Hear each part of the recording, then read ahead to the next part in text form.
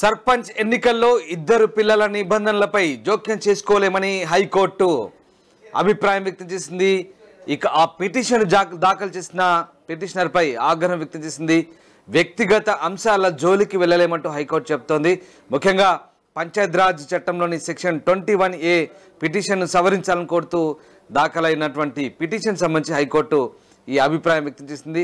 ప్రధానంగా సర్పంచ్ ఎన్నికల్లో ఇద్దరు పిల్లల అంశంపై జోక్యం చేసుకోలేమంటూ ప్రస్తుతం హైకోర్టు ఈ అభిప్రాయం వ్యక్తం చేయడంతో సర్పంచ్ అభ్యర్థులకు హైకోర్టు బిగ్ షాక్ ఇచ్చిందని చెప్పాలి.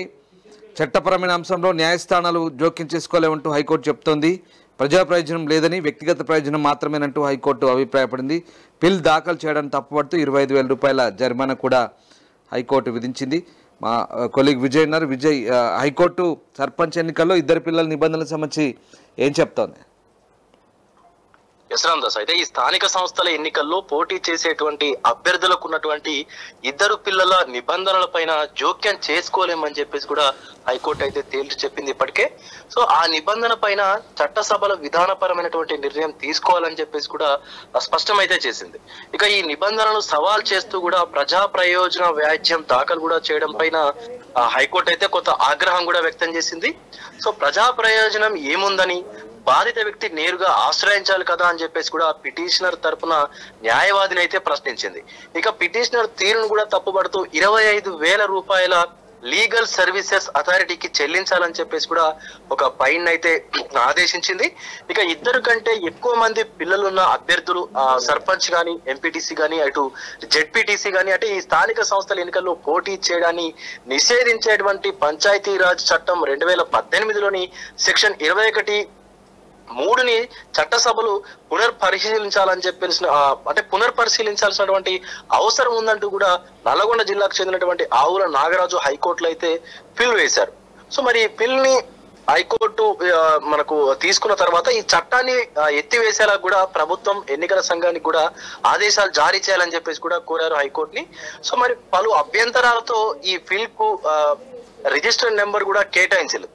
సో ఫైలింగ్ నెంబర్ పైనే తాత్కాలిక ప్రధాన న్యాయమూర్తి అయినటువంటి సుజయ్ పాల్, అలాగే న్యాయమూర్తి రేణుకాయారా ధర్మాసనం అయితే సోమవారం నాడు విచారణ అయితే చేపట్టింది. నిన్న అయితే ఈ నిబంధనను సమర్థిస్తూ కూడా సుప్రీంకోర్టు 2003లో తీర్పు ఇచ్చిందని చెప్పేసి కూడా ధర్మాసనం అయితే గుర్తు చేసింది. ఇక ఈ పిటిషనర్ తరపు న్యాయవాది వాదనలు వినిపిస్తూ సుప్రీంకోర్టు 2003లో తీర్పు ఇచ్చిందని, ఇప్పుడు 2025లో ఉన్నామని, తగ్గుతున్నటువంటి సంతానోత్పత్తి రేటు దృష్ట్యా ఇలాంటి నిబంధనలకు కాలం చెల్లిందని చెప్పేసి కూడా పేర్కొన్నారు. అంటే గతంలో ఎక్కువ మంది, మనకు ఒక 50-60 సంవత్సరాల వెనక్కి తీసుకున్నట్లయితే గతంలో ఎక్కువ మంది పిల్లలు ఉండేటువంటి అవకాశం కూడా ఉండేది. కాబట్టి ఎందుకంటే వాళ్ళకి అవగాహన లేక ఒక్కొక్కళ్ళు సుమారుగా 5-6 మంది ఇలా కొంత ఎక్కువ మొత్తంలో పిల్లల్ని కూడా కనేటువంటి అవకాశం ఉంది. కాబట్టి సో అప్పుడు ఆ యొక్క చట్టాన్ని తీసుకొచ్చారు. కానీ ఇప్పుడు సో చాలా మంది చదువుకున్న వాళ్ళు ఉన్నారు, పేరెంట్స్ కూడా ఒక్కరు లేదా ఇద్దరి కంటే ఎక్కువ మంది పిల్లల్ని కనడానికి కూడా సుముఖత చూపించట్లేదు. సో ఈ అభివృద్ధి చెందినటువంటి అనేక దేశాల్లో కూడా ఇలాంటి నిబంధనలను ఎత్తివేస్తున్నట్లు కూడా చెప్పారు. సో వాదనలు విన్నటువంటి ధర్మాసనం ఇందులో ప్రజా ప్రయోజనం లేదని, వ్యక్తిగత ప్రయోజనం మాత్రమే ఉందని చెప్పేసి కూడా అభిప్రాయపడింది. ఇద్దరికంటే ఎక్కువ మంది పిల్లలున్న అభ్యర్థులు స్థానిక సంస్థల ఎన్నికల్లో పోటీ చేయడాన్ని నిషేధించేటువంటి ఆ చట్టపరమైనటువంటి అంశంలో న్యాయస్థానాలు జోక్యం చేసుకోలేవని చెప్పేసి అటు పార్లమెంటు, అసెంబ్లీ విధానపరమైనటువంటి నిర్ణయం తీసుకోవాల్సి ఉంటుందని చెప్పేసి కూడా వ్యాఖ్యానించినటువంటి సిచ్యువేషన్ ఉంది.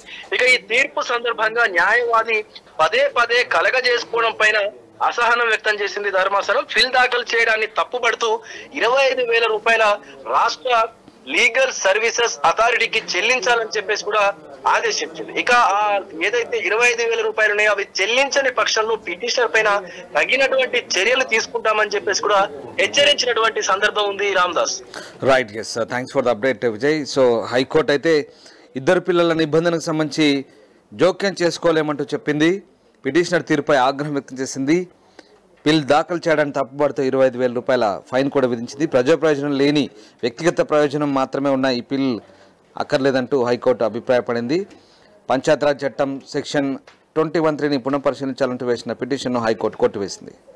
అసలైన తొలి వెలుగు. ఫాలో వాట్సాప్ @తొలి వెలుగు అఫీషియల్.